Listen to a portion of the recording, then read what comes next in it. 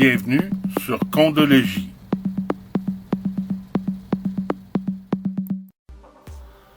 Dans cette vidéo, on va poursuivre le changement d'année d'administration. Donc, on va aller faire un petit tour à l'intérieur de notre procédure d'utilisation. On est rendu à la description de la copropriété, donc on doit se diriger dans le formulaire, éditer le formulaire et modifier les dates de début et de fin d'année d'administration. Donc, on va dans description de la copropriété, rapport, nos trois petits points verts, on clique sur Edit, et là, on arrive à nos débuts d'année d'administration. On va essayer de voir si on pourrait changer juste le 4. Ouais, ok, c'est aussi simple que ça. Tiens. On va juste changer notre 4. Voilà, on a changé la date du début et de fin d'année d'administration. S'il y a un changement au niveau du conseil d'administration, bien, on pourra venir l'inscrire ici. Maintenant, on va se diriger dans les paramètres de la copropriété. On peut voir dans la procédure d'entreprise que c'est très bien décrit exactement ce qu'on doit faire là, avec les champs de la dernière colonne de droite. Certains sont à titre de référence, d'autres sont des montants très précis. Là. On va le voir.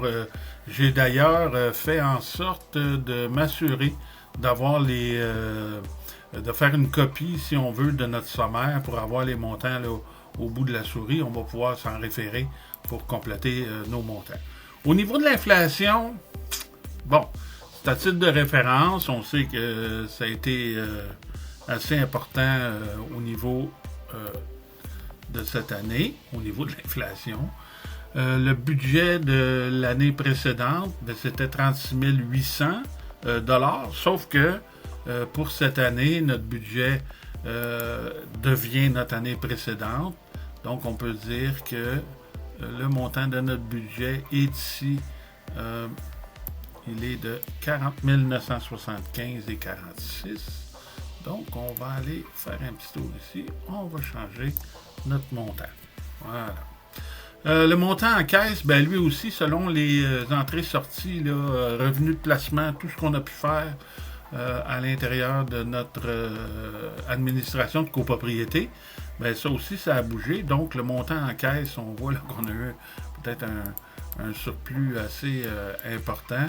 Donc, on va copier ce montant-là et on va venir le placer ici dans le montant en caisse. On voit que c'est substantiel. Là. On a une bonne augmentation. OK. Les sommes qui ont été transférées au fonds de prévoyance, ben, on sait que le fonds de prévoyance est ici en haut. Alors, on parle de 40 370. OK. On va venir placer ça ici. Voilà. On sait que le taux de transfert, le minimum est de 5%. D'accord. Sauf que on a fait beaucoup plus que ça l'année passée. On peut le laisser à 5% puisqu'on doit aligner le fonds de prévoyance. Là, c'est une procédure qu'on a à faire là, pour conclure notre budget.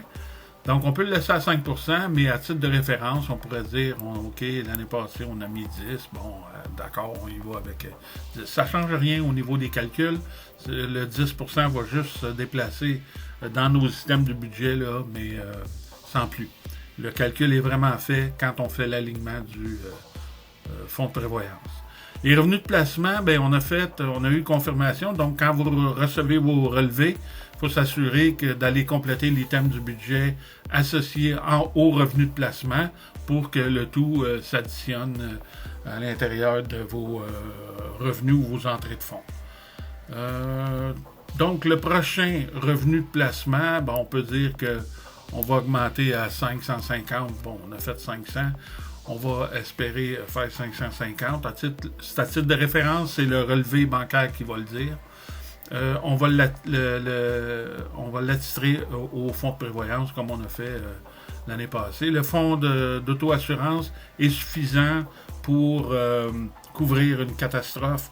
En fait, c'est le déductible ou la franchise là, qui est couverte par ce montant. Alors, ça, c'est correct. Donc, tous nos champs, si vous avez des emprunts, on met les emprunts, mais sans quoi Je veux dire, notre colonne de droite est complétée. On va venir en bas et on va faire mettre à jour.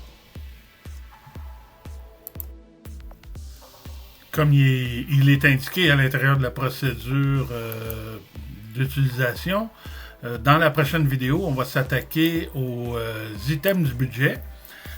Faut comprendre que si votre détermination est de vous approcher de plus en plus d'une administration qui est micro, alors à ce moment-là, c'est de plus en plus de détails à l'intérieur des items du budget. Ça peut prendre un certain investissement de temps, mais vous allez voir qu'il existe un module dans lequel on peut carrément refaire le budget en dedans d'une minute.